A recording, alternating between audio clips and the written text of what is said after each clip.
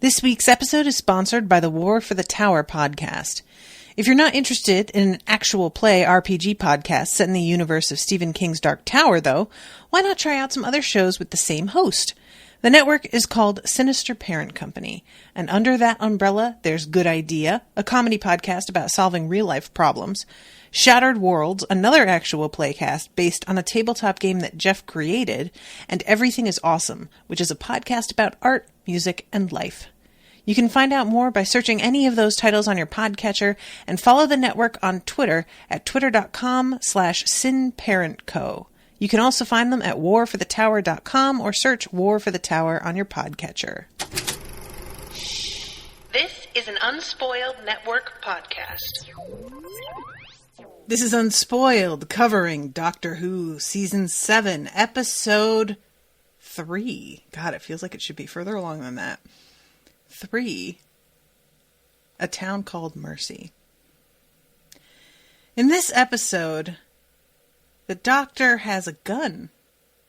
How about that? It's even mentioned in the summary for the episode with an exclamation point after it. I don't know how I feel about parts of this episode, but overall, a cyborg cowboy, I'm not really mad about it. Welcome to Unspoiled.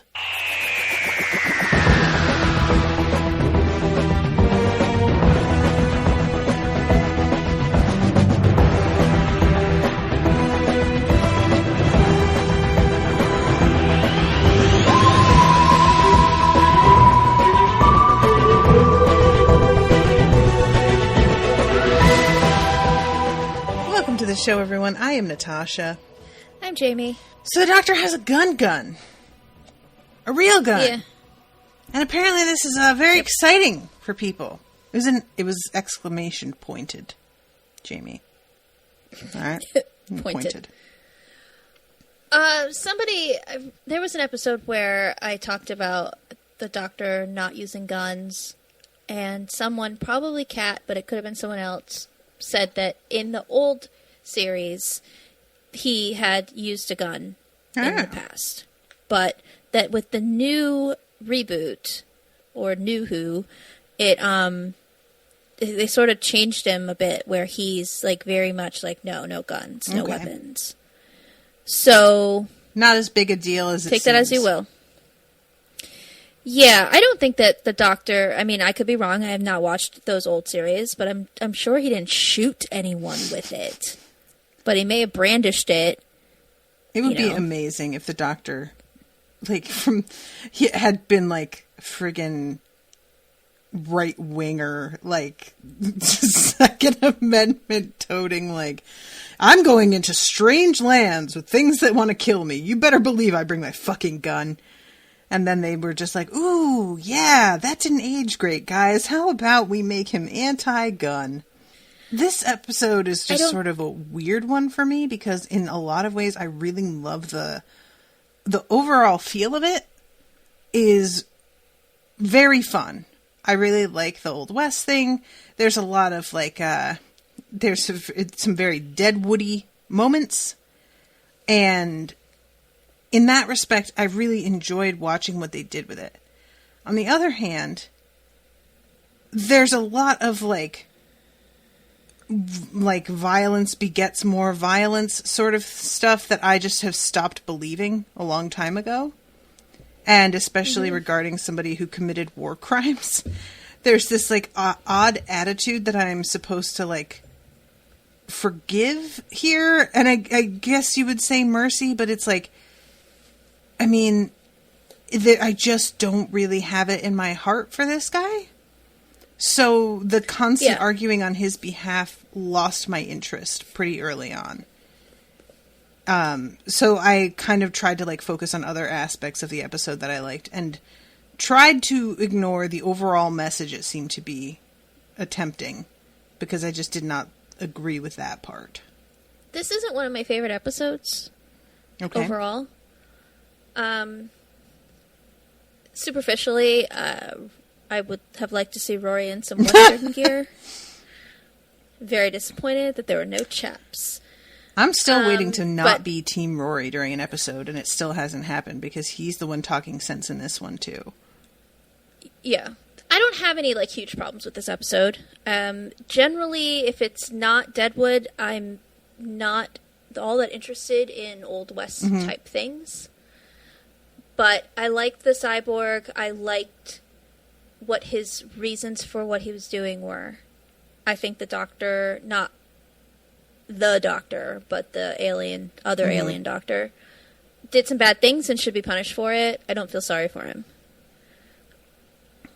But overall, there wasn't a lot in this episode that really stayed with me long term. It's fine. It's a fine episode. It's not a bad episode. There was no point where, when I was watching it, I was like, ugh, I just don't, who cares? Yeah. It's fine. It's just, it just doesn't have a lot that I really held on. It's a good Doctor Who story, where you see, like, first you think it's one thing, then it's like, well, this, who you think is the bad guy isn't the bad guy. Right, yeah. But I'm the doctor, and I'm going to do the right thing. Is it the right thing? That's the question, though. He tortured people. Doesn't really deserve saving. And I guess that people would argue that's when mercy counts, is when somebody doesn't necessarily deserve to be given grace in a situation. But it was hard for me that the doctor has this whole moment that I really loved, where he is yelling at, what is his name? Jex? Jex? Jex, I think. He's yelling at Jex like, you don't get to decide how and when you have repaid your debt. Which in particular, I really loved that being said that way. But then in the end, that's precisely what he gets to do. He gets to decide to sacrifice himself on behalf of everybody. And I believe we are supposed to read that as a kind of redemption. I think we're absolutely supposed to feel that way. Yeah, and it's just really frustrating that I think the doctor made an excellent point, but then it gets sort of undermined right away with him doing precisely that. And we're dealing with a character in this where it turns out that he performed these experiments, and initially he's very unrepentant about it. He's basically like, yeah, I did it and I would do it again. Because it ended this war much sooner than it would otherwise have ended, and really saved lives when it comes down to it. And then, later on, he appears to be penitent, and, is talking about how their screams haunt me, and yada, yada, yada. And it was just, there was a lot of a poor me feeling. Whenever he would talk about his history, it was a lot of focusing on how he felt about it and not about the people. So again, the doctor says at one point, I'm going to honor the victims and not allow other people to get hurt again because of my mercy. And I was like, oh, this is great. I'm really excited to see him turning this corner. But then it feels like that just is treated as if it's a negative for him to be reacting that way and feeling this way. Yeah, and Amy actually says something to him about, like, this is what happens when you travel alone for too long. Which, him saying, I'm going to honor the victims and not... What does he say? I'm going to honor the victims of the Daleks and the Cybermen, like people who died because of my mercy.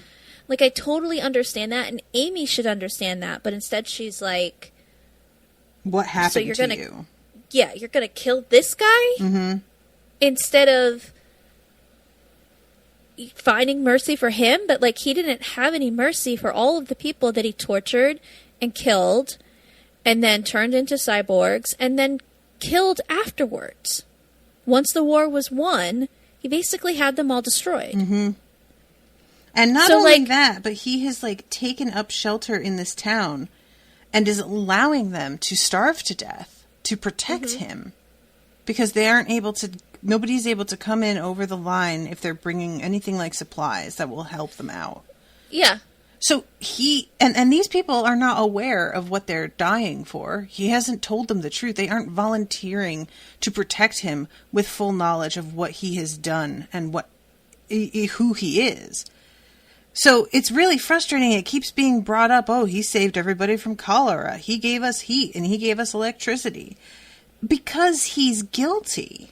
Yeah. I don't believe this character, actually has a crash on this planet. And out of the goodness of his heart, if this history weren't following him, that he would still do all of that to try and help. Maybe he would, but I don't know. And I can't trust that he would. Based on what I've seen, this is all self-preservation with no concern whatsoever. Yeah. For, eventually he says something about how, I feel like I've put you all in danger for long enough. And that's the moment where the doctor comes in and says lies. Everything you're saying is a lie. He also admits that he doesn't want to die because his culture, they believe that the souls of everyone you hurt, you have to carry with you as punishment when you die. And he doesn't want that punishment. He doesn't want to face it. So he's just allowing more and more people to die so that he doesn't. It's selfish. He's selfish. When all I could think about with him like experimenting and torturing these people, his people, was Nazi doctors who experimented on Jews and then like wanted mercy afterwards. I was just doing what I was instructed. Like, no, you were fucking torturing people. Yeah. Yep. There is a lot, especially like, in our history here in the United States with experimenting on Puerto Rican women or black men, in attempts to, black women in the gynecological, sphere, especially. And it's all the sort of thing that people just sort of you will actually see people trying to be like, without all of that, though, where would we be? And it's like, maybe we wouldn't have fucking blood on our hands forever. Yeah, maybe we wouldn't have made certain advances, but I bet that it would, like, I have a belief that things would have balanced out. And there's not really evidence to support that. But I don't believe that certain things are worth the torture of innocent, unwilling individuals. Call me crazy. Why don't you ask people who are having certain biological problems if they're willing to do a human trial? Let them volunteer.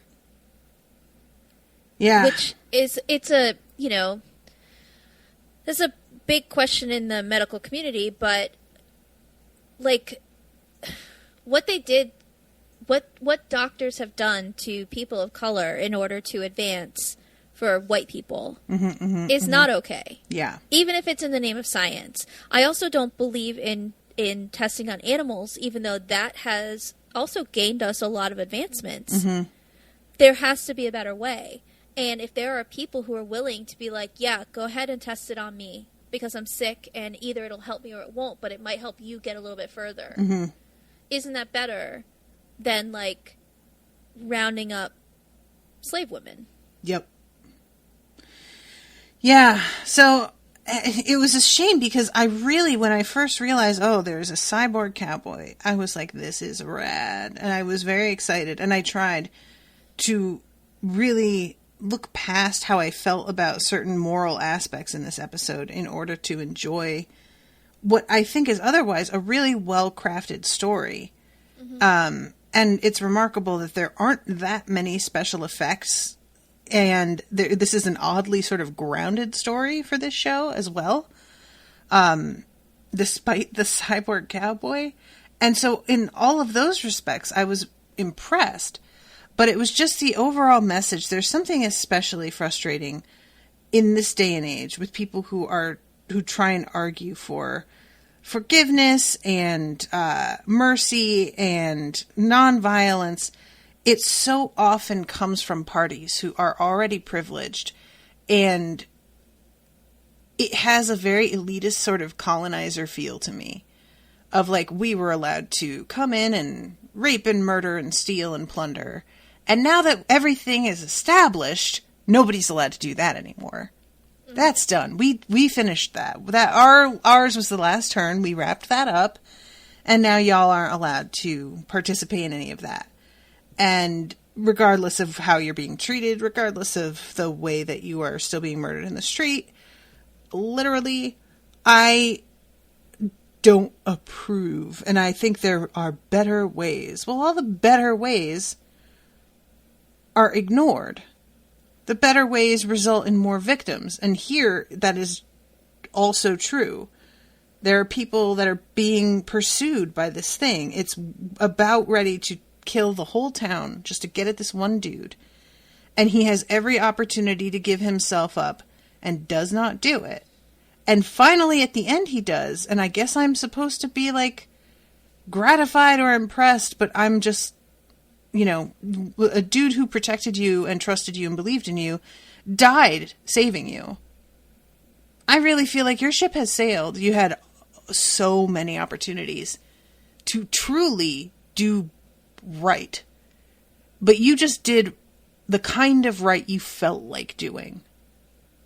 And avoided any sort of actual, like, consequence that included people who knew what you did in the conversation. It doesn't count. So, yeah, I don't know. I went back and forth on this one a lot. And it was also really weird because the guy who plays Jex is, he's in Killing Eve? Have you watched that show? Yeah, who was he in Killing Eve? Raymond.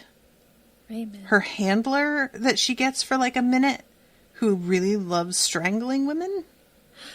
That was him? Yep. From season 2? Yep. So when he popped up, my immediate gut reaction was, oh, this fucking guy. And then I had to be like, well, okay, I guess he's playing a good guy in this. And then he wasn't. I was like, see, this is the problem when you start to cast people that way. It starts to sort of give the game away a little bit. But my immediate reaction was just like, oh, I do not like or trust this man based on who he played in Killing Eve. He is really good in that show too. He's such a creep, you guys. If y'all haven't watched Killing Eve, recommended. Have you finished season 2? Yes. Okay. I just finished it, and I think the finale episode is actually posting today or tomorrow on the Spoil Me feed. Show's so good. It's very good. It's like Hannibal, but what if less like dreamy and artistic and a little bit more like fun. Yeah, more fun. Yeah, it's not quite so upsetting in its ways. It's still upsetting. Don't get me wrong, guys, but it's not the same. It's upsetting, but it's not disturbing. Mm-hmm. Yeah. Plus, I mean, Jodie Comer. What a revelation. Is that Villanelle?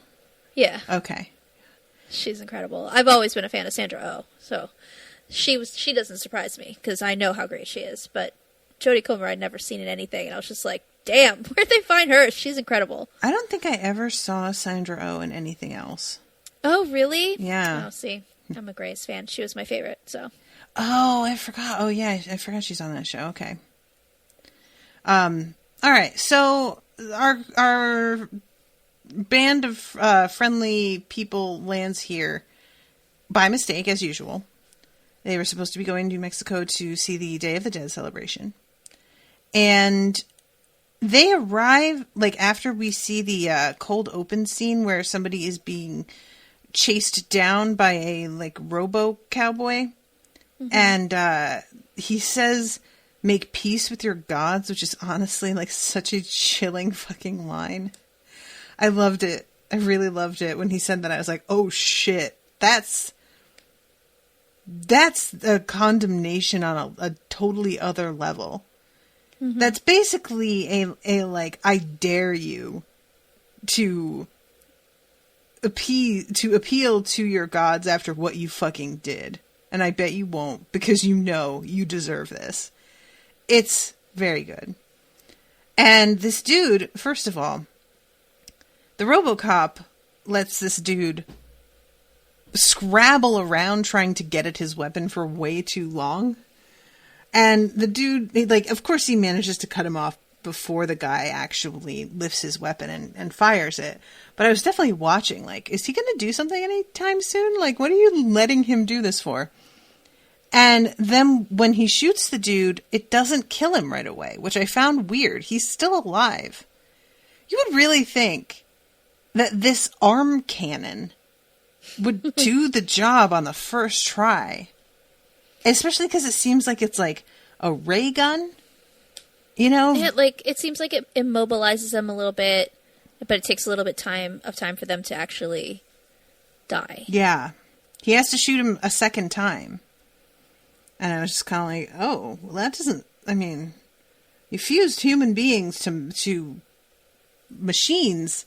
I really feel like you should be able to pull off a gun that kills on the first shot. But, you know, far be it from me.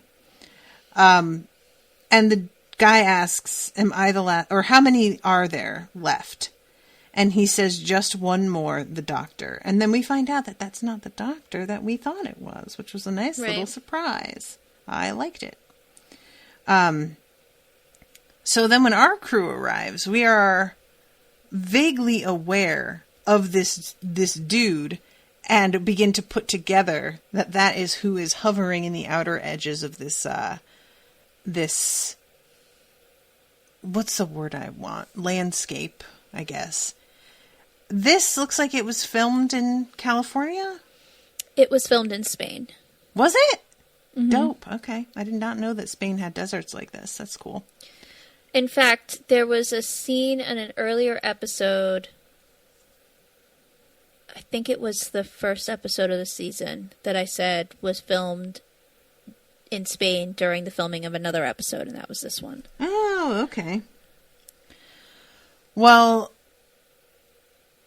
they come across this town with this weird, distinct border that they check to make sure it's not like booby-trapped or anything.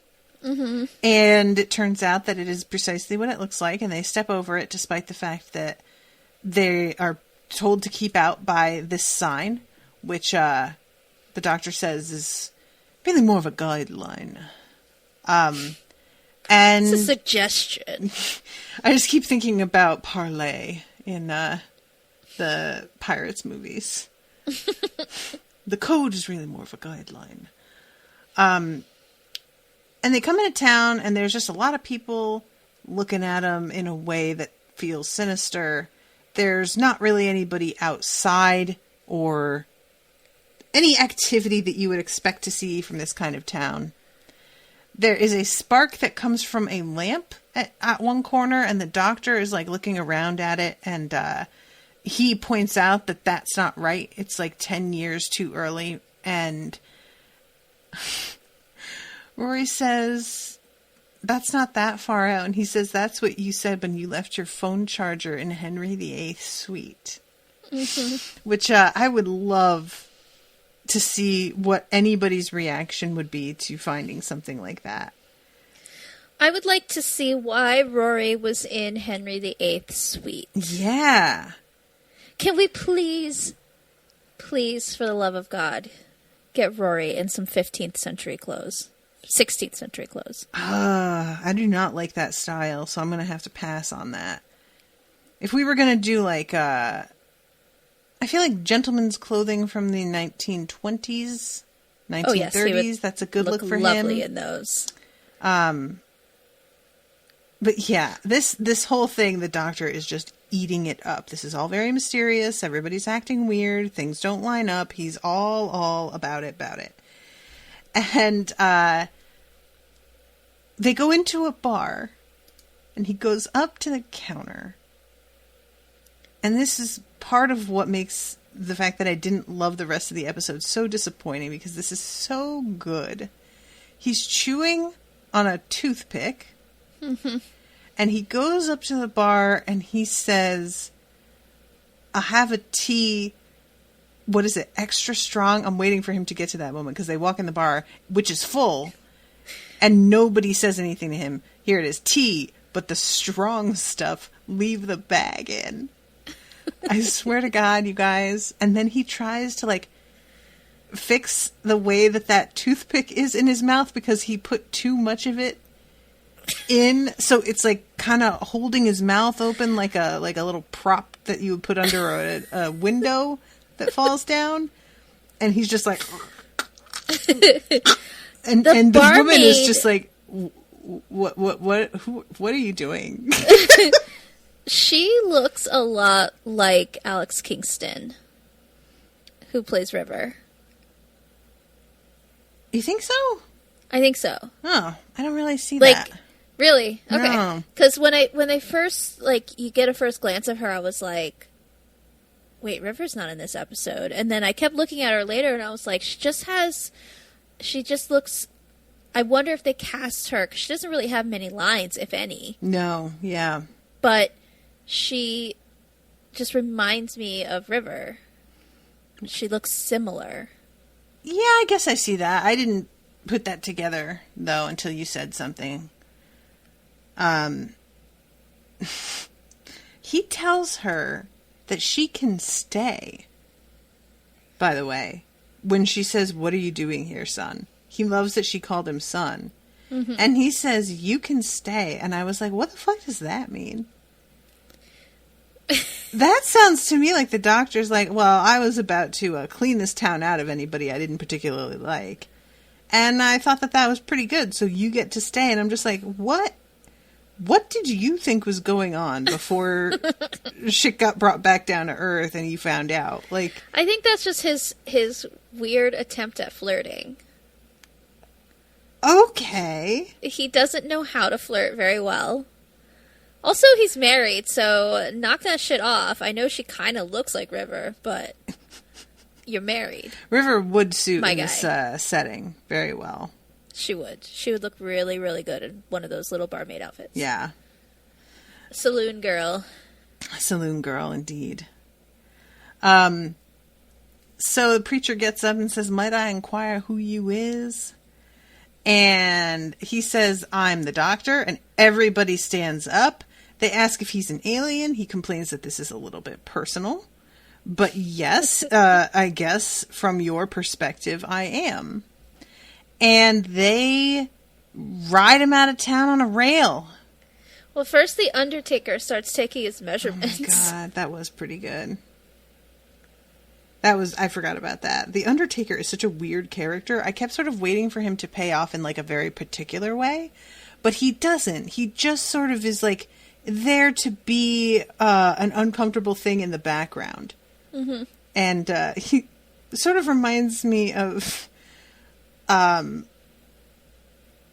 what is his name? Fuck, I forgot his name on Parks and Rec. Ralph. Oh, John Ralphio? John Ralphio.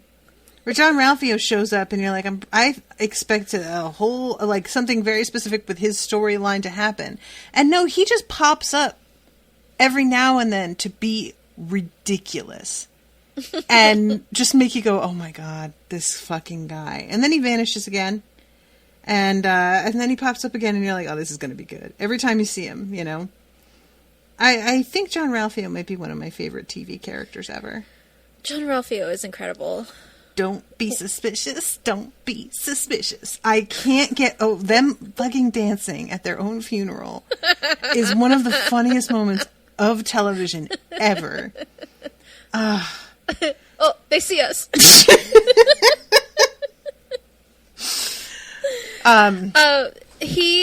The guy who plays John Ralphio, who I love, Ben Schwartz, he, during that Parks and Rec special that they did during lockdown. Oh, I never watched that. I need to do that.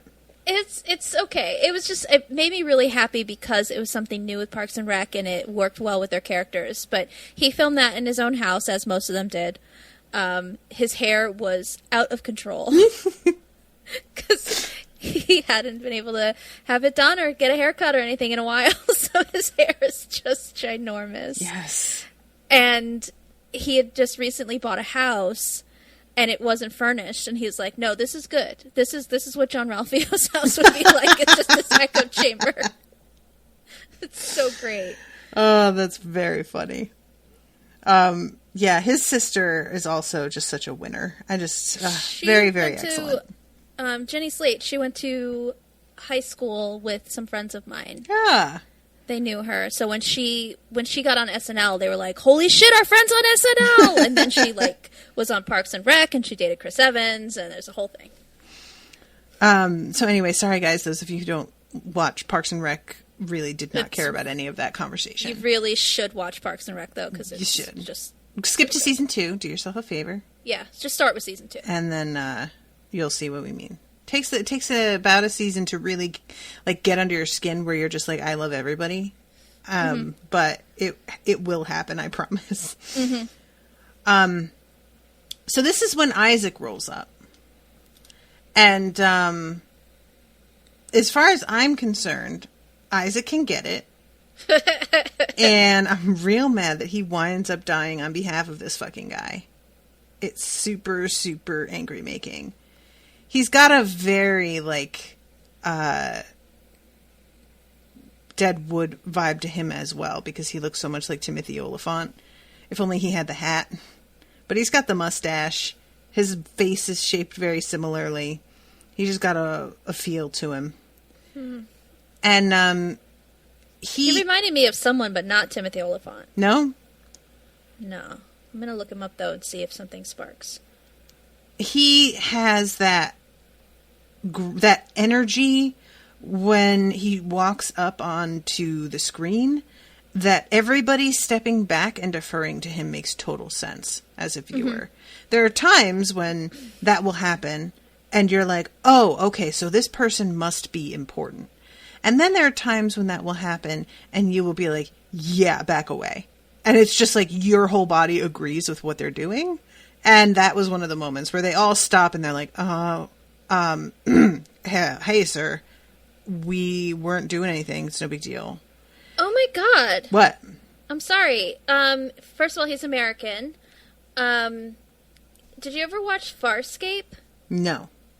I didn't either, but being somebody who's been on the internet as much as I have, and in the pop culture, like, world of the internet. Okay. It was a show that a lot of people really loved, and I guess there was this, like, will they, won't they thing with him. And he was, like, the main guy on that show. He's very handsome.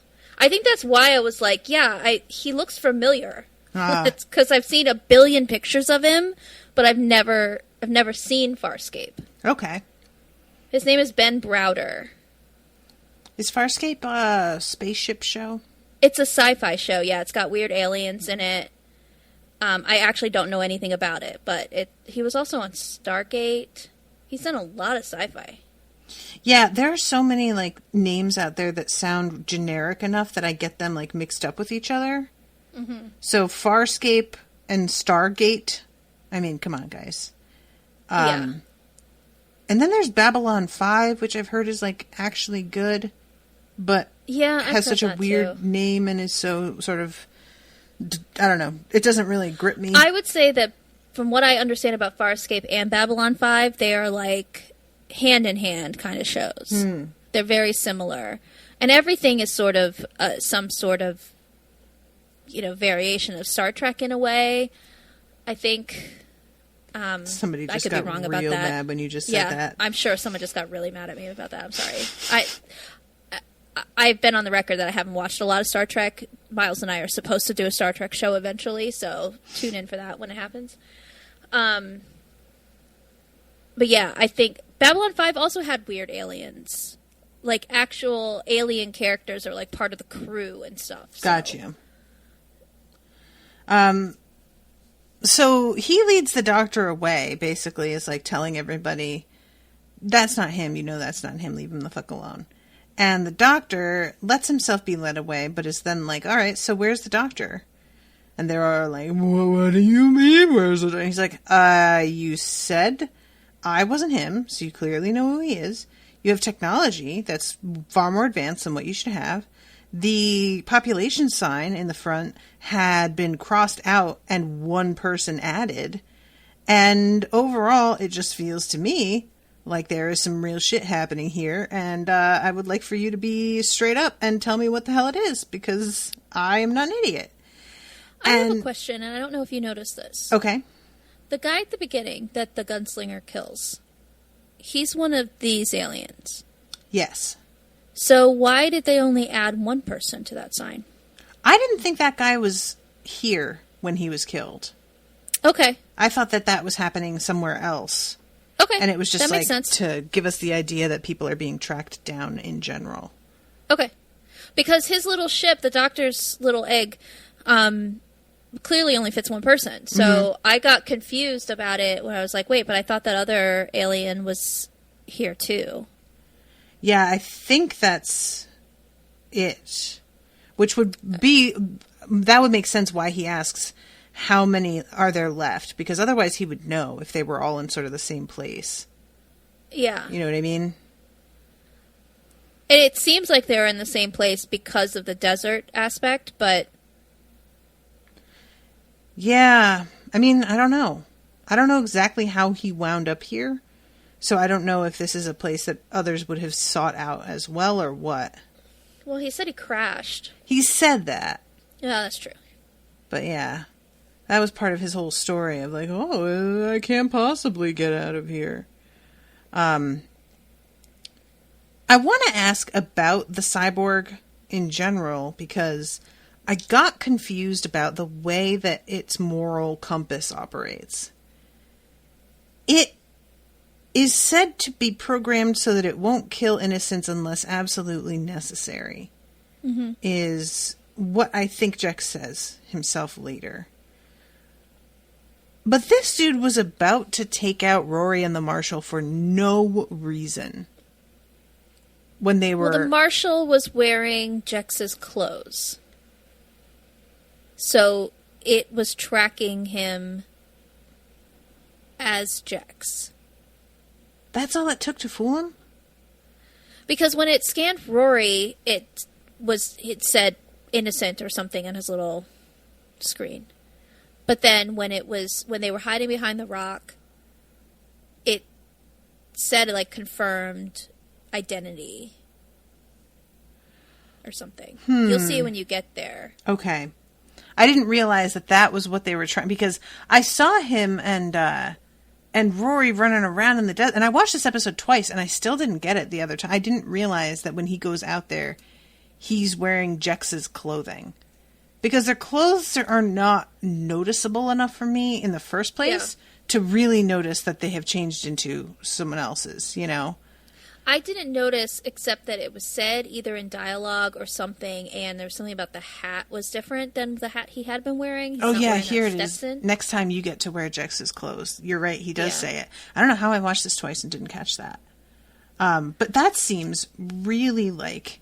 Again, this dude has some crazy technology at his fingertips with this massive, like, cannon, and also can teleport, basically. Mm-hmm. But yet he can't correctly identify his target because somebody else is wearing his clothing? That just feels like not great. Like, they really should have worked on being able to latch onto a target with a little bit more accuracy. Get some, like, bio readings or something, you know? And he's able to be fooled by just them painting that marking on their face. Yeah. Too. Yeah, that in particular later, I was just like, that's it? Really? Like, I liked the idea if it were in conjunction with other things, but that seemed to be all they had to do. And it's like when you've got a mask on and you try and open your phone. Do you have face recognition on your phone? Mm-hmm. Oh, it makes me so crazy. Mm-hmm. I miss the thumbprint a lot. And I know that to a point, the thumbprint isn't as safe. Like, it doesn't offer the same kind of protection. But I can't open my phone easily anymore. I used to be able to do it without even having to pick it up. Just, you know, and now I have to, like, lift it and pull it away from my face because, it's too close. Shut up.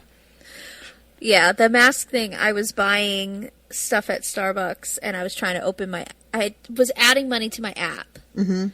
And in order to add money to my app, it uses face recognition to, like, confirm it. Mm-hmm. And I had my mask on, and my phone got all confused, and I was like, ugh. Had to pull my mask down, which made me feel weird in public. Yep. Because I'm like, I'm sorry, it's just a second. It's just my phone doesn't recognize my face. Ugh. Stop stealing phones, Jamie, and maybe this wouldn't be such a problem for you.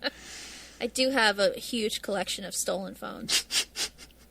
How weird would that be if, like, there was a scandal from Unspoiled, and it turned out that it was something like that? We found out that Jamie possesses and has been distributing stolen iPhones for the past several years. How do you think I got that nice yellow one? I mean... What a weird idea. So they are doing that, luring this dude in the other direction while the doctor heads to his ship. And we find out that Jex did not agree to this plan. The doctor is doing something different than what he had really said. Can we not skip over the fact that he speaks horse? Oh Which my God, right. Learned before, because the 10th Doctor said something about speaking horse when he was in The Girl in the Fireplace. But also, this horse does not accept that his name is Joshua. He says his name is Susan, and we respect his life choices. Yep. I liked it. Yeah, and the preacher, for his to his credit, does not argue. He just sort of stands there stunned, but he seems like, well, all right. What does he say? His name is Joshua. It's from the Bible. It means blah, blah, blah. It means whatever. Deliverer? Something like that. The doctor's like, no, his name is Susan.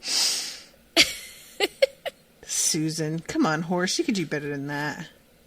Pick something with a little bit more horsiness to it, at least. You know, that's a very human name. It's only around humans.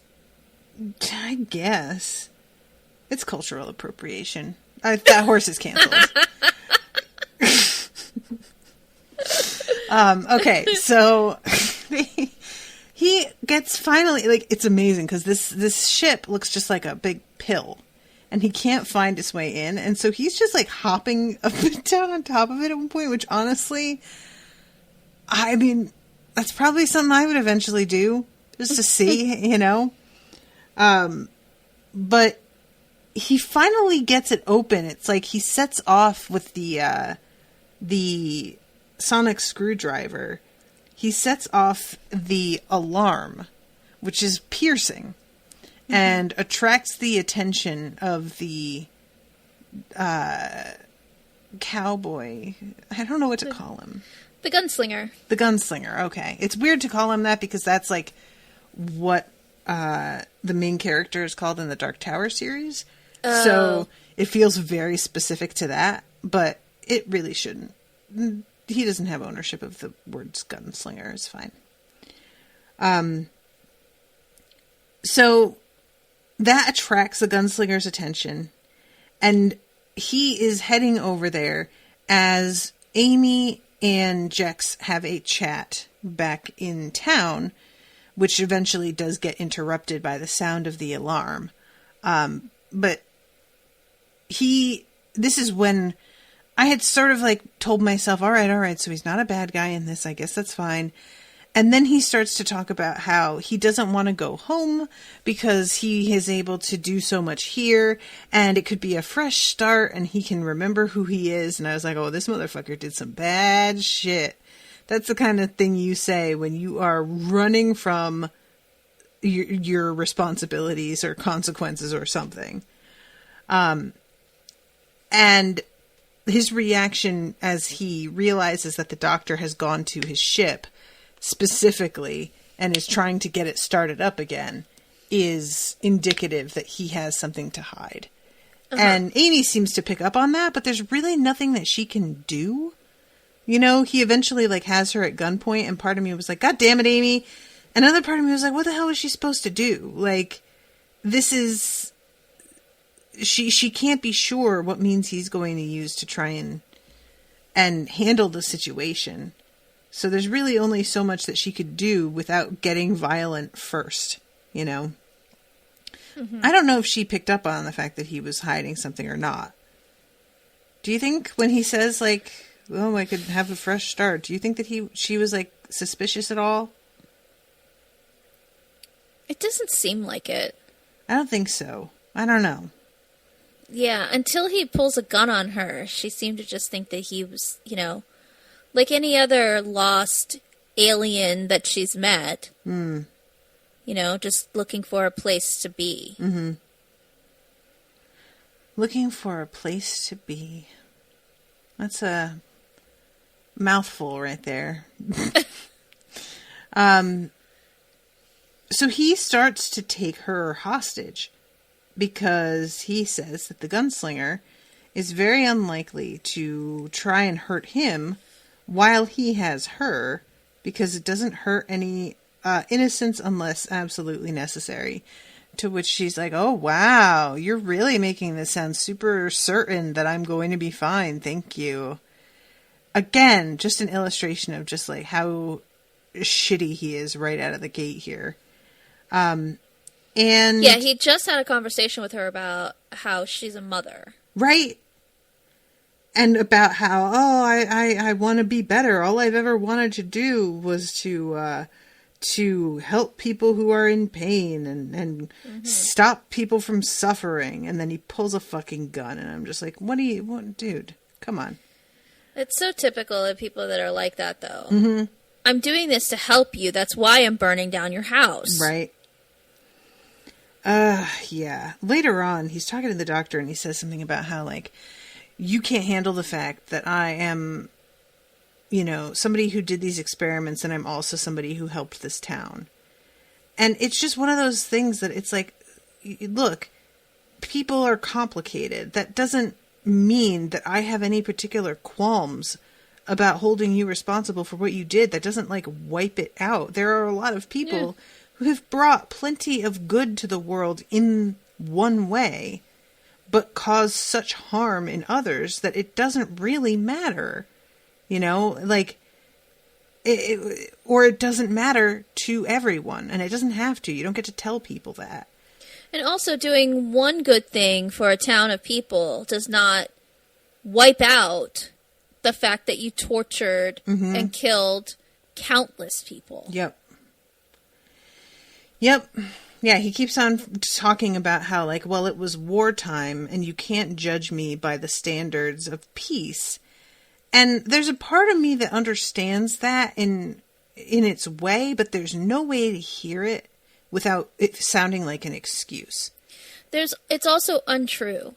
We judged Nazi doctors and what they did in the time of peace as war crimes. Mm-hmm.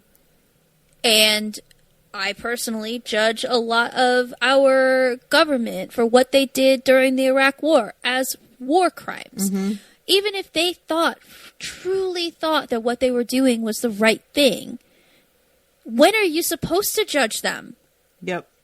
Like, during peace doesn't wipe out all the bad just because things are settled now. Mm-hmm. You still did it. Yep. Yeah, it was just, there was just so much of like, I'm so haunted and weighed down by the thing. Good. I don't really know. You have a conscience. I feel so sorry for you then. Yeah, like, I don't know. This is the thing about, focusing on a victim rather than a perpetrator. And it's so hard to do. Like, I understand how difficult that can be personally as somebody who, I want the person who did the thing to be punished. I want to know that they are aware why what they did was wrong. I want there to be a sense of truly grasping the depth of what they did. And so that leads me to focusing on the perpetrator rather than the victim a lot of the time. Also because in a lot of cases I just feel like victims deserve their fucking privacy. But this is like we are with him. So it's only natural to a point that we're going to be focusing on him versus the victims because they are not here. Mm-hmm. Same time though, they are here living in this town. These are not the people that he experimented on, but they are people who are living in fear, that threatened by something that they don't know or understand because of his presence here. Yeah. And he's willing to sacrifice them. Again, yeah. It's just, So, anyway, okay. I'm getting outside of myself here. The doctor comes back and gets in his face and is just like, hey, war criminal, what's up? Sit the fuck down. And honestly, this was one of the only times, I think there's been like 2 others, where I have been afraid of the doctor. The anger that radiates off him while he's trying to think of what he's going to do is very convincing. When he yells at him, sit down. I mean, we haven't heard him yell in a minute versus David Tennant. I know. I was just thinking, like, that shows how effective it is when it's used sparingly instead of as a default reaction. Yeah. And, like, I love David Tennant, but as much as I love that doctor, I feel like he would have been, his menace or the gravity of his convictions would have landed better if he wasn't always yelling about stuff. Right. Because when Matt Smith does it, because he's so goofy most of the time, suddenly you're like, oh shit. And you feel those 1,200 years. I just really I had a moment when he yelled, sit down, where I was already sitting and I wanted to sit more. I was like, I need to extra sit, please, in response to this. And he says, tell them what you are here. And the dude says, what am I? A war hero. And I was like, oh, sir, you are not doing yourself any favors with this fucking attitude. And I think, to a point, I'm supposed to think that he's saying this here as a means of a feeble justification for himself. I think he actually believes it. See, that's the thing. It feels to me like he actually believes it. So then when he says that he's like haunted by the, screams of these people, it rings very hollow because I'm like, yeah, but you think it was all worth it. Mm-hmm. You're not actually sorry you did any of it. It haunts you, but you still see it as a totally necessary evil. So I just don't know what they want me to think here. It's just very confusing to me, like the message. It feels like they don't really know what they were trying. I guess the point, again, is supposed to be giving mercy to somebody that doesn't necessarily deserve it. But I just don't know that it was ever proven to us in this episode there is a benefit to that. Because somebody died saving him. And other than that, is it supposed to be like, well, but then he wouldn't have been able to save this town from cholera? I mean, no, but also the town didn't know who he was or what he had done when they welcomed him in. So that wasn't exactly mercy because they were uninformed. Yeah, and the reason they protected him is because he came in, he helped save them from a disease that he says they eradicated ages ago, where he's from. So it was not difficult for him to do. He gives them electricity and makes them not dependent on him, but kind of because he's the doctor. Mm-hmm. But, he's earned their trust. He's never honest with them. And then this guy shows up and to kill everyone, or to kill everyone if they get in his way. And he's not concerned that, like, I'm one person, you're a whole town. It's, I saved you, so you should now save me. Mm-hmm, mm-hmm. So, like, that doesn't make what you did good. Right. Right, exactly. It's just, this theme, I don't want to harp on it so much, guys. I'm sorry if it feels like I am, but it's just the whole point of the episode. It's, this town's name is Mercy. The episode's called A Town Named Mercy. it feels like that to not harp on it is to sort of miss the point. So I'm just wanting to acknowledge the main message that I felt like they were trying to convey here. And I'd be curious to hear whether any of you feel that way too, or if you think that this is like, you know, if there was something in it that rang true for you that didn't for me, perhaps, you know, because sometimes people will have a reaction to a thing that's very different from mine, and I will sort of realize like, oh, I actually kind of see what you mean there. Okay. Yeah, I'd be curious as well, because I feel the same way that you do. Normally you go into a story like this and there's a clear villain and a clear, you know, good guy or victim of the villain, and we go into this thinking the bad guy is this cyborg and the good guy is this doctor, and then we find out that it's the opposite.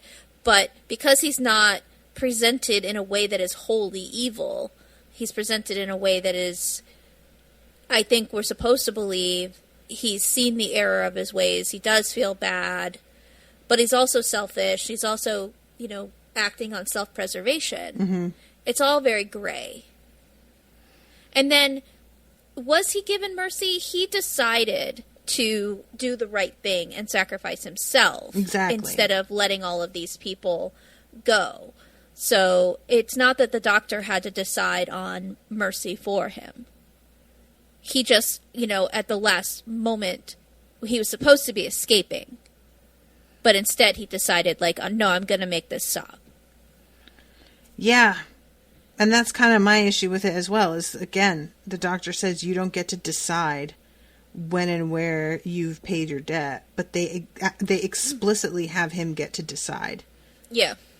Which just, come on, what do you say? Like, did you just not believe what you had the doctor said? Is that what that's supposed to be? Is that the doctor is saying a thing and we're supposed to be, in the end, like, no, the doctor was wrong? Because if so, mission not accomplished. I absolutely agreed with the doctor in that moment. Yeah, I don't think that we're supposed to think the doctor was wrong in this. I think we're supposed to think that Jex did the right thing in the end. But really, I didn't care because I am someone who thinks that people deserve to be punished when they do terrible things. And this isn't punishment. This is especially once again, considering like, when he does sacrifice himself, the fucking gunslinger says he had honor in the end, maybe more than me. And I was like, wait, did you really just do that, guys? Are you really trying to act like the person who was victimized should maybe take a lesson from the one who tortured and ruined their lives? Like, what are you doing? It rang so wrong for me. And Rory's on our side. Yes. Again, Team Rory all the time, forever. These notes say, Rory believes that they should hand Jex over to the gunslinger. He is a war criminal who deserves to pay for what he's done, and there is no reason why everyone in the town should die for him. Team Rory. Yeah, I can't help but wonder if this didn't turn into like a fight between him and Amy later, because that's like the kind of fundamental difference in the way that you view the world that I feel would really be an ongoing issue in a relationship, you know? Yeah. Yeah, because Amy completely disagrees. Yeah, that seems to me like a red flag. Because she is just so prepared to figure out another way, which I don't even know what her other way is. She doesn't offer any suggestions. Yeah, it just sort of seems to be like, well, we don't do it this way. We have to be better than them. And I'm like, you are being better than them. Letting this guy be executed is not the same as torturing people. This man, like, somebody who he harmed has come to perform their vengeance. This is really none of your business. And the idea that, like, this isn't how we roll. I'm like, well, then how do you roll, man? I don't know what your intention was to, like, maybe escort him back to his planet so that he could be put on trial? Well, the doctor drags him out. He's going to throw him to the gunslinger. Mm-hmm. And Jex is like, you've never had to make the hard choices that I had to make. And I was waiting for the doctor to be like, I fucking sacrificed my entire home planet. Right? So, he doesn't say anything about that. I also was sort of waiting for him to say something about that, and he doesn't. And I was just like, am I high? Why is this not... Why are we all acting like he hasn't made this call before?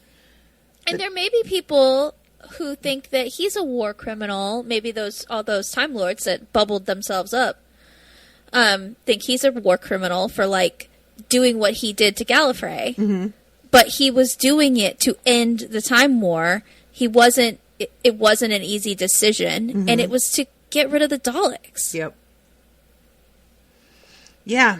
I just don't, like, there was just a lot of moments here where I felt like they were trying to do something that they seemed to think was, like, really deep.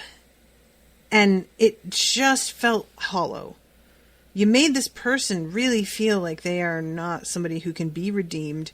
Somebody who doesn't really seem sorry in any sense of believing that they really fucked up. And they are more sorry at the fact that the world just doesn't understand me and the difficult decisions that I had to make. And I'm just as tortured as the people that I tortured.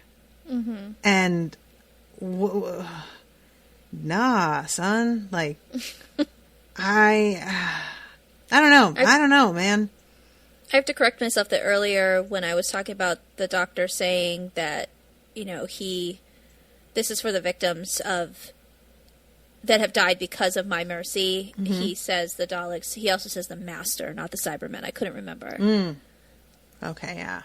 I mean, Cybermen would work too because of, like, what happened on Doomsday and stuff, but the Master, especially, he's gone back and forth with so much. Yeah.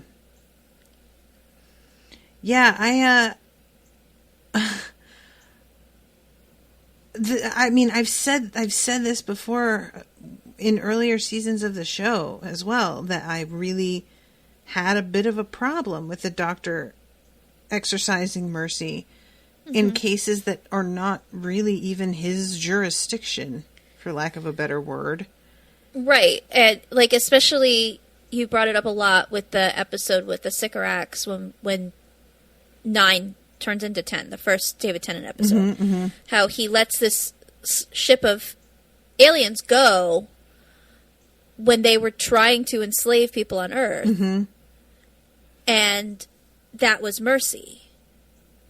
And I think this version, he's thinking of that. Mm-hmm. That, like, every time I show mercy, they come back and kill more people. Yeah. And I think that there's this, like, the whole thing that Amy said, which is we have to be better than them, is sort of based in this idea of, like, whether they come back and continue to do harm is their decision. You are solely responsible for your decision in choosing not to do harm. But that's not like, well, if they choose to break their diet, that's their problem. Mm-hmm. If they're choosing to enslave and murder whole races of people, that's not their problem. That's a much bigger fucking question. Yeah. So it just, and I do think that, and when I say about, like, I said something earlier about how sometimes this sort of, like, non-violent approach can feel really elitist. There can be a sense to me of people wanting to keep their own hands clean at the expense of other people. And it may seem noble to keep your hands clean and be able to say that you never killed a person or you never did such and such or made those choices. But really, it's a kind of cowardice and abdication of responsibility that you were willing to let other people suffer because you didn't want to personally suffer from your conscience about what, taking care of this person. And that is in some ways putting yourself above the people that you are claiming to be doing this for. Yeah. And all for what? Just to give yourself a little badge that says better than the bad guy. Like, yeah. What did you really accomplish here other than make yourself feel better? You didn't stop him. You didn't help anyone else. I don't know. I have always sort of like held up the idea of keeping your hands clean as this proof of morality. And the older I get, the more I realize that's just not, it's not fair. It's too selfish and too easy and too concerned about your own resume versus the actual effects that something is having on someone else, Yeah, it doesn't directly affect me, so I'm not going to get involved. Mm-hmm. And that leads to, I don't know, the world we're in now. Yeah, basically.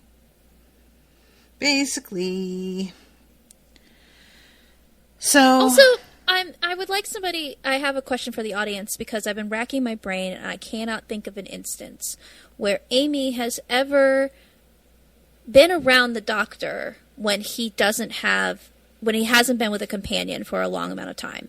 So her saying that this is what happens when you don't have companions with you. Mm-hmm. This is what happens when you travel alone. What evidence does she have of that? Because I can't think of any time where she's experienced his dark side due to him not having a companion around to sort of keep him in check. If River said this to him, I would believe it because we know they have little adventures here and there throughout time. Right. If Donna says it, it makes sense because she had experience with the doctor firsthand when he was angry because he lost Rose and was willing to just kill a giant spider woman. And whatever the consequences of that would have been. Like, there are people who know what the doctor is capable of when he spends too much time alone. But I can't remember how Amy would have any evidence of this. So I'm just wondering why they had her say that. If anybody could tell me, like, did I miss something? Is there something in, like, one of those webisodes or what? That's a good point. Yeah, I can't help but wonder if the show just wanted her to be like us, as if she knows everything that's happened with him. Yeah. And they're treating her like a viewer when that's not really how that works. Yeah. Good question. So, okay. I feel like we pretty much talked over everything that happens this episode. Like, okay, who is under the makeup for the Cyberman? Let me look. Is this anybody that I know? I think he is... The gunslinger is named Andrew Brooke. Yeah, he doesn't ring any bells for me. I thought that he looked a little bit under the makeup, like he was Giles from Buffy. Oh, no. And I kept being I like, can see why you think that because of when Giles was a demon. Remember when Giles got turned into a demon? No. In season 4? Okay. No. It's very good. He wakes up and he's been turned into a demon. And they don't know that Giles has been turned into a demon. So they keep trying to kill him. It's when he's jealous of Buffy's like relationship with the teacher from the Initiative and stuff. Okay. That version of Giles with the demon makeup is similar, I can see, with this guy's face. That might be why you're thinking it. Yeah. He's been in lots of stuff. I don't know if he's been in anything other than an episode of Midsommar Murders you may have seen, but... Yeah, I just looked him over, and I think that might be, like, I don't actually recognize him from anything, but I think that is where I have seen him before. But yeah, he has this, like, walk through the town with his very heavy, like, clompy boots, which is pretty fun. And they thwart him again with just, like, basically a Sharpie on their face, which, like, this dude, really, guys, he can teleport. It does not make sense that something I think they're just trying to confuse works. him, that if his little scanner is looking for that symbol and it comes across several people who have it, he's not going to know which one to shoot at. Jamie, which really could just make him shoot at all of them. What you're saying. My point is, he shouldn't just be looking for this little symbol on somebody's face. If he's got this kind of technology, the man should have a lock on the guy's, like, biometric readings. He should know which heartbeat is this man's heartbeat, is what I mean. He should at least have the abilities of Edward Cullen, where he could smell you and figure out who you are. Ew. I'm just saying. Everybody's favorite shiny vampire seems to have more combat capability than this dude who was allegedly made for combat. Doesn't seem great to me. Feels like they maybe didn't do such a good job, and this guy got tortured for not even a very worthwhile piece of equipment. And I just kept on being startled at how, like, completely silly the ways that they trick him are. Maybe they weren't made for this type of, like, tracking. They were just made for combat. So maybe they're the technology that's given to him, he's doing the best he can with what he's got. I don't know. Yeah, okay. They weren't supposed to be, like, hunters. They were just weapons. Not human. But whatever, weapons. I will say that the effect of the teleportation is awesome. I really, really like seeing him, and then he flashes away, and there's, like, a little, like, patch of darkness in the air where he was. And then that goes away. I thought that was very unnerving. Because you just don't know how much, like, ground he's going to cover in the time that he's flashed out. Yeah, it seems like he can't really teleport very far distances. Because he does it in, like, jumps. Yeah. It just really... I found that very well done. I thought that was super unnerving. And just the kind of thing that's, like... It's not exactly, like you said, he's not traveling a huge distance. It doesn't seem like it helps that much with, like, the pace, even. Like, he's not so much faster. It's more that it just keeps everybody else off balance because they don't know exactly where he's going to turn up. So it makes him unpredictable. Yeah. And, yeah, he's not like a Terminator. Right. He doesn't inexorably come at you. He comes at you and you know he's coming. But it's like you just can't quite get a handle on where he's going to wind up. And y'all know how I feel about moths, which is that I dislike how, like, erratic they are and unpredictable their movements are. So making yourself an unpredictable, erratic foe is very frightening to me, personally. So, yeah. I'm a planner. What can I say?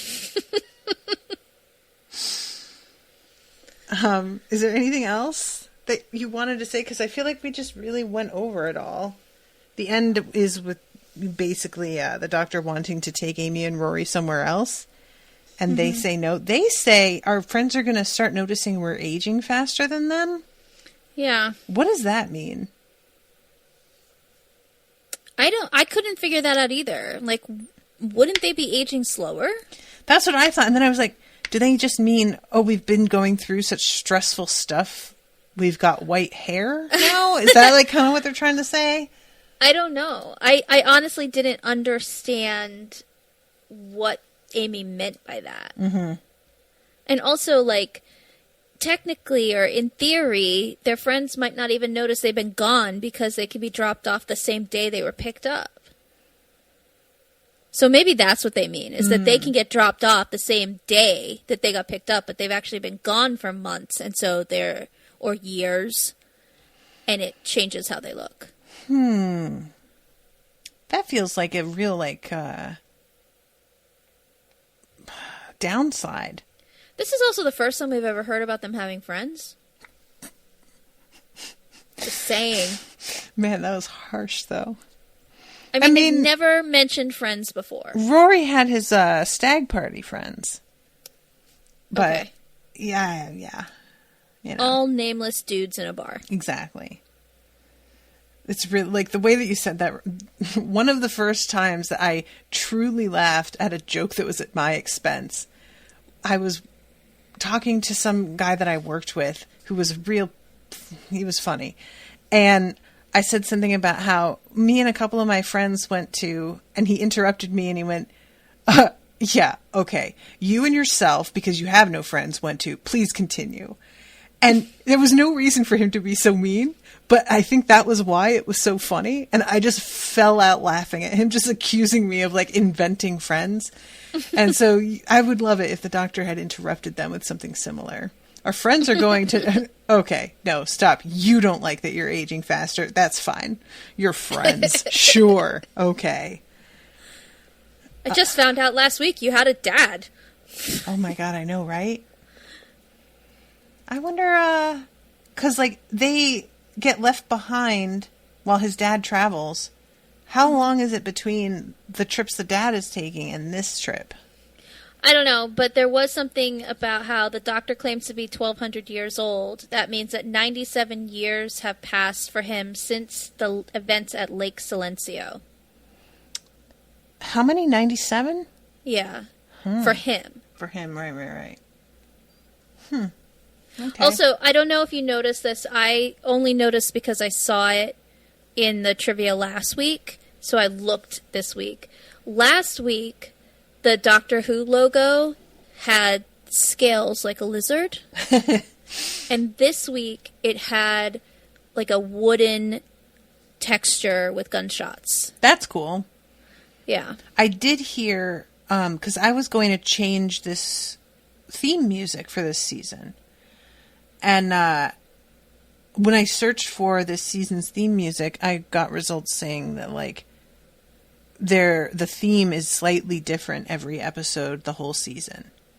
Oh, really? Just I slightly haven't noticed different. that. Yeah, and apparently a lot of it has to do with, like, certain sound effects that are played over as well.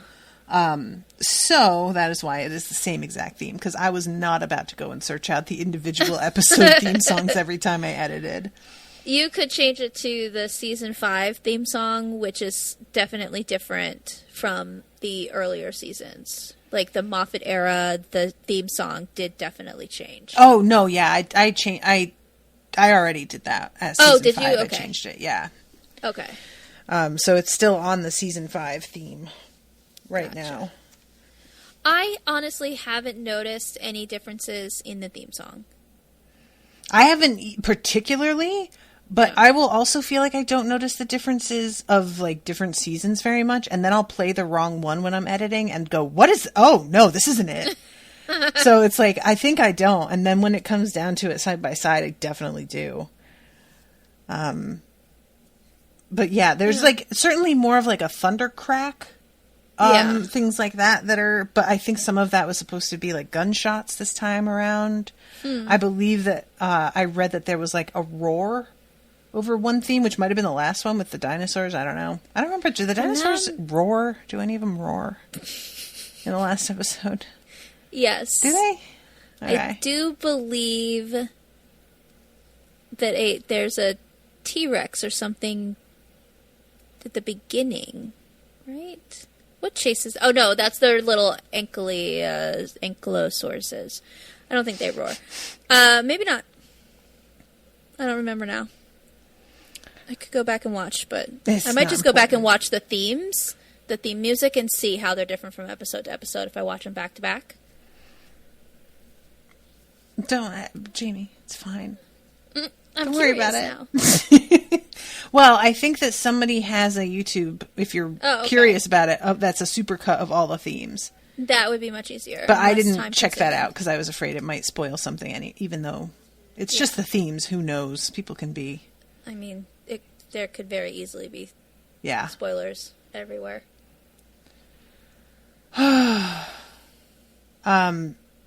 So anyway, I keep saying, do you have anything to add? And then talking for another 10 minutes. Do you have anything to add?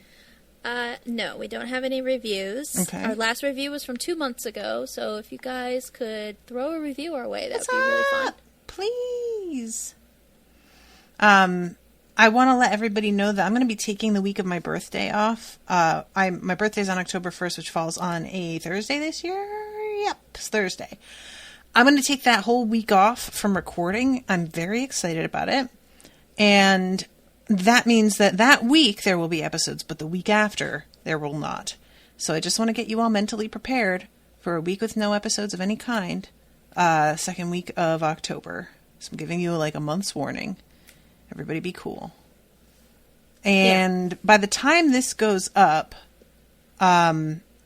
this will be airing 2 days before a crowdcast that we are going to be having for Chris's birthday, which is going to be on Saturday, September 5th. And I'm going to make that open to anybody who wants to come. And it'll just be us hanging out, having cocktails, chatting with Krista, celebrating, and, trying to drive away the isolation blues a little bit. Yeah. So, letting you guys know about that.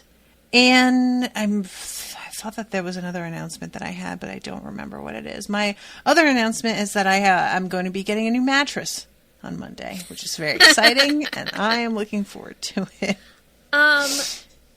Give the announcement of when A Song of Ice and Fire is actually starting. Oh, Monday. By the time this goes up, it'll have started. Will it have posted? Yes. Oh my God, that's how I excited. decide on what starting means. The day something is posted is when I consider it started. So Rashawn and I recorded that episode this week, the first one. Oh my God, I'm so excited. I can't wait. Jamie's fangirling, you guys. I am. Despite the shit show that was season 8 and season 5, I still really love Game of Thrones. Mm-hmm. I love the books especially, and I'm very, very excited about this. I think it will make up for the shit show that was the final season. Yeah, we actually had, we chatted about that a little bit, that we were worried when we were coming back into the world that it was going to be, we would feel burnt out.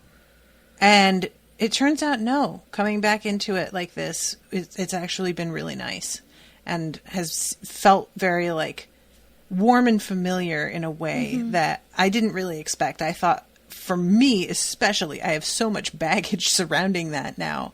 Yeah. That I really thought it was just going to be tough. And so far, no, it's been really fun. So hopefully that continues. But yeah, that'll be up so you guys can keep an eye out for it. There was an episode recently that Chris and I did for the Vampire Diaries where I yelled at her for reading books out of order, which she did with A Song of Ice and Fire, which I bought her all 5 books in a box set for Christmas one year. And then she went ahead and just fucking read it all piecemeal. And it made me so angry.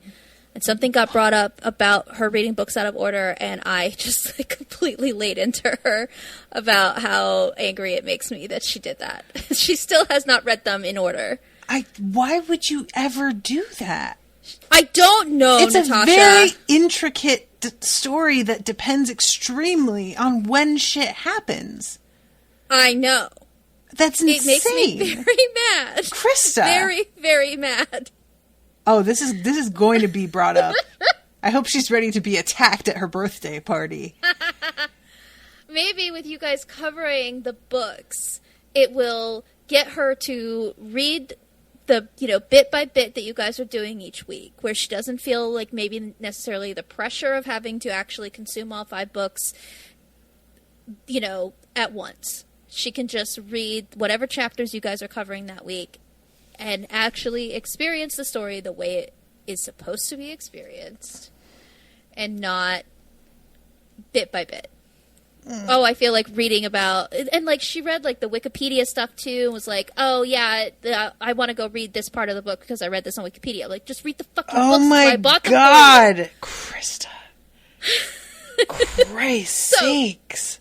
We are covering the Vampire Diaries, and if you would like to hear me yelling at her about reading books out of order, it was pretty funny. It's just so disrespectful. Right? The author wrote them in order for a reason. And it's not an instance of, like, book 4 and book 5 were originally sort of written together. Mm-hmm. And when he realized how long it was impossible to actually bind it as one book. So he separated them out. And he did that by character, which we know because we've read them. Mm-hmm. That's not what I mean. Like, some people will read those books sort of in conjunction with each other. Right. Based on timeline instead of by character. That's not what she did, though. Yeah, that is not what you are describing. No, she, like, read a little bit from the second book, and then a little bit from the fourth book, and then a little bit from the first book, and then a little bit from the fifth book. Like, what the fuck are you doing? It makes me so mad. That's not how you're supposed to consume books. Or anything. Honestly, watch things the way they're intended. Yeah. That's Krista, we're going to have words. Be ready. Do not warn her. She doesn't listen to this. I want it to be a surprise attack. Okay. On her birthday. On her birthday. Sneak attack. Chuck books at her. We're such good friends, aren't we? Yay! All right. Well then, is there anything else before we wrap this one up? No. I don't think so. All right. Well, guys, thank you so much for listening. I hope that you have been enjoying the show. And we will be seeing you next week with a new episode. Be ready for, in 1 month, to not have an episode. Everybody just be cool about it. If you tweet at me, I swear to God, it will not be pretty. Toodaloo, motherfuckers.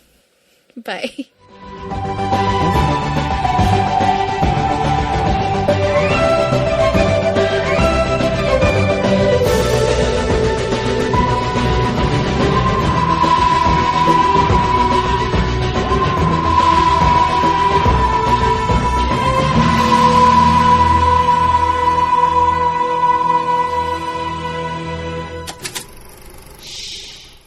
Was an Unspoiled Network podcast.